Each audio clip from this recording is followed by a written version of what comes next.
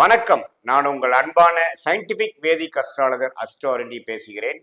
நல்லது நினைப்போம், நல்லதே நடக்கும்.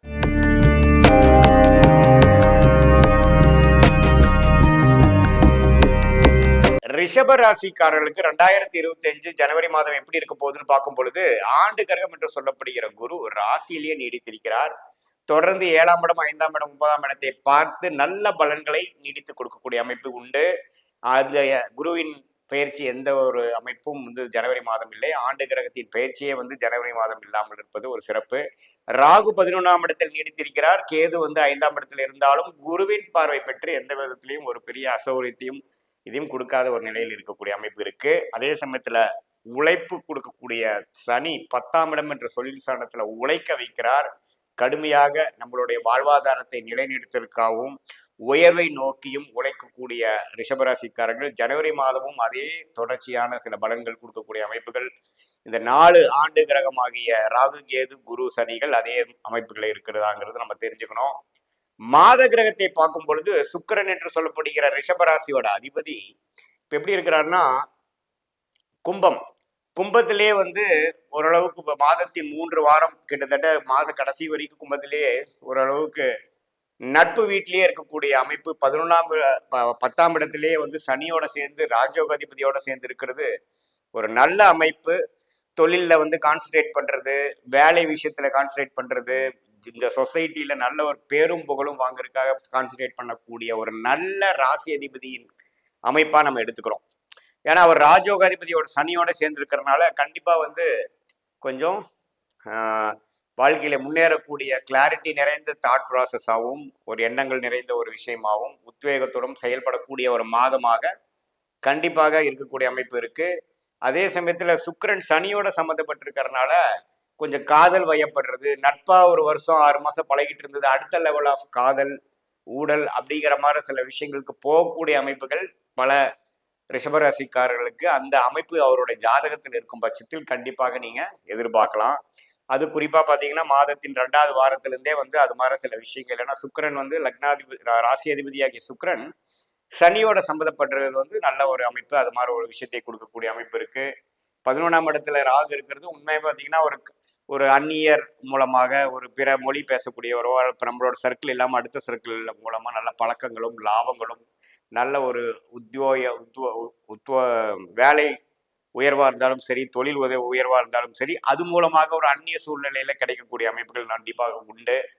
அதே சமயத்துல இப்போ சூரிய பயிற்சி பார்த்தீங்கன்னா, சூரியன் தனுசுல இருக்கக்கூடிய 8ஆம் வீட்டுல இருந்து சில விஷயங்கள், இடம் சார்ந்த விஷயங்கள், சில விஷயங்கள்லாம் கொஞ்சம் பாசிட்டிவா நடக்காத விஷயங்கள்லாம் தை மாசம் பிறந்ததுக்கு அப்புறம் ஜனவரி 14ஆம் தேதியிலிருந்து கொஞ்சம் வேகமாக நடக்கக்கூடிய விஷயங்கள் ரிஷபராசிக்காரர்கள் கண்கூடாக பார்க்க போகிறார்கள்.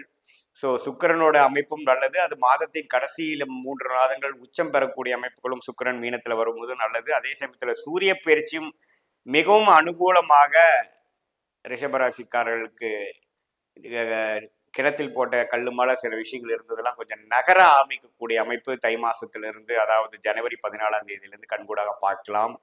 புதன் 7ஆம் இடத்திலே இருந்து குரு பார்வை பெறுவது அருமையான விஷயங்கள். குழந்தைகளால் நல்ல பலன்கள், குழந்தைகள் நல்லா படிப்பதற்காக நல்ல உத்வேக முயற்சி எடுப்பது, ஒரு ஒரு காலேஜில் சேர்த்துறது, ஒரு கோச்சிங் சென்டர்ல சேர்த்துறது, அது மாதிரி விஷயங்கள். மாணவர்கள் நல்லா படிக்கக்கூடிய அமைப்பு பெறவங்க, ஒரு மெமரி பவர் இம்ப்ரூவ் ஆகுறது, கான்சென்ட்ரேட் பண்ணி படிக்கிறது, நான் படிச்சது தீர்க்கமாக வெளிப்படுத்துறங்கிற மாதிரி ஒரு நல்ல பலன்கள் புதன் மூலமாகவும் ரிஷபராசிக்காரர்களுக்கு இருக்கு. ஏன்னா குருவின் பார்வை நேர் பார்வை பெறுகிறார் பார்த்தீங்களா. அதுக்கப்புறம் பார்த்தீங்கன்னா ஒரு 4 நாள் கழிச்சு 2வது வாரத்திலிருந்து 8ஆம் இடத்துக்கு மாறினாலும் தவறில்லை. குருவோட வீட்டுக்கு தான் வரார். கொஞ்சம் வெளி மாநிலம் வெளிநாடெல்லாம் கொஞ்சம் டிராவல் வரக்கூடிய அமைப்புகள் இருக்கு. குறிப்பா புதன் திசை போயிட்டு இருக்கிறவங்களுக்கெல்லாம் பார்த்தீங்கன்னா கொஞ்சம் இம்போர்ட் எக்ஸ்போர்ட் பண்ணிட்டு இருக்கிறவங்க, வெளி மாநிலம் தொடர்பு இருக்கிறவங்களுக்கெல்லாம் கொஞ்சம் நல்லாவே ஒரு டிராவலிங் கொடுக்கக்கூடிய அமைப்புகள் இருக்கும். அதுவும் பார்த்தீங்கன்னா ஒரு நல்ல ஒரு விஷயத்துக்காகவும் உயர்வுக்காக தான் இருக்குமே ஒழிய ஒரு தப்பான அமைப்புகள் இல்லை.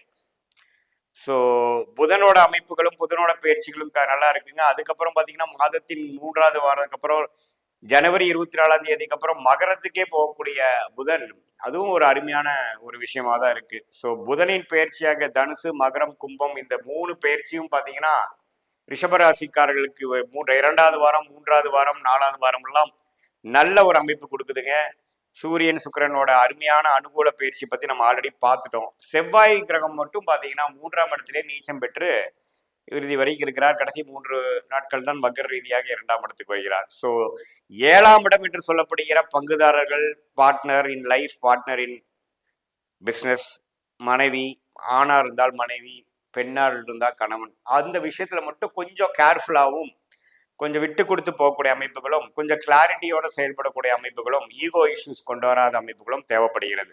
ஏன்னா 7ஆம் வீட்டு அதிபதி மட்டும் நீச்சம் பெற்று வலிமை குறைவாக இருக்கிறதுனால நம்ம கொஞ்சம் அவசரமா நம்ம சிலது செயல்படுறது, கொஞ்சம் கோவப்படுறது, அல்லது நம்ம மனசுல இருக்கிறத வந்து தீர்க்கமா சொல்றதெல்லாம் வந்து கரெக்டான முறையில ரிசீவ் ஆகாம சில எதிர்மறையான சில விஷயங்கள் கொடுக்கக்கூடிய அமைப்புகள் உண்டு. ஸோ அந்த ஒரு அம்சம் மட்டும் ரிஷபராசிக்காரர்கள், நண்பர்கள், பங்குதாரர்கள், குடும்பத்தினர்களோட கொஞ்சம் அனுசரணையாக போகக்கூடிய அமைப்புகள் தேவைப்படுகிறதே ஒழிய இதுல தொழில் விஷயமா இருக்கட்டும், வேலை விஷயமா இருக்கட்டும், படிக்கிற விஷயமா இருக்கட்டும், அல்லது வெளிநாடு வெளிமாநிலம் சம்பந்தப்பட்ட விஷயங்களாக இருக்கட்டும், எல்லாமே ஓரளவுக்கு நல்ல ஒரு பாசிட்டிவான அமைப்புகள் இந்த அக்டோபர், நவம்பர், டிசம்பர் 2024 ஒரு மாதிரி சில இதெல்லாம் ஸ்லோவா நடந்துட்டு இருந்த மாதிரி ஒரு அமைப்புகள் இருந்தாலும் இந்த தை மாசம் பிறந்ததுக்கு அப்புறம் வந்து கிரக அமைப்பு வந்து எல்லாமே அனுகூலமாக இருப்பதனால் அடுத்த வரக்கூடிய ஏப்ரல் 2025 11ஆம் இடத்துக்கு போகக்கூடிய சனி பயிற்சி மிகவும் அற்புதமான ஒரு சனி பயிற்சியாக ரிஷபராசிக்காரர்களுக்கு இருப்பதனால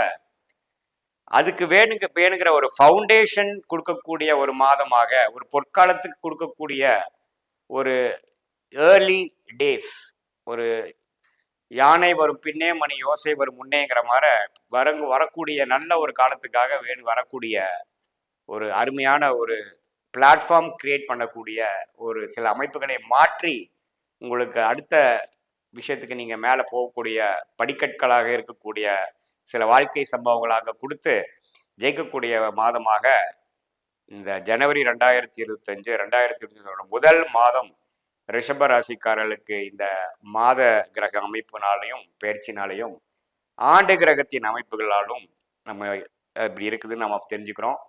இது வந்து பார்த்தீங்கன்னா பொதுவான ஒரு பலன்களே தவிர இது வந்து உங்களுடைய ஜென்ம ஜாதகத்துல தசாபுக்திகள் எப்படி போய் கொண்டிருக்கிறது, உங்க லக்னம் எப்படி, லக்னாதிபதி எப்படி இருக்கு, இதெல்லாம் பார்த்து இந்த கோச்சாரம் நம்ம பேசினப்போ எக்ஸ்பிளைன் பண்ண கோச்சாரத்தையும் நம்ம வந்து ஒப்பிட்டு மிக்ஸ் பண்ணி நம்ம பார்க்கும் பொழுது உண்மையுமே துல்லியமான வாழ்க்கை ப்ரிடிக்ஷன்ஸ், நீங்கள் டெசிஷன் எடுக்கிறதுக்கு வேணுங்கிற ஒரு துல்லியமான சில விஷயங்கள் நம்ம எடுக்கலாம் அப்படிங்கிறத நேயர்கள் தெரிஞ்சு கொள்ள வேண்டும். ஸோ மீண்டும் மற்றொரு காணொலியில் சந்திப்போம். நன்றி, வணக்கம்.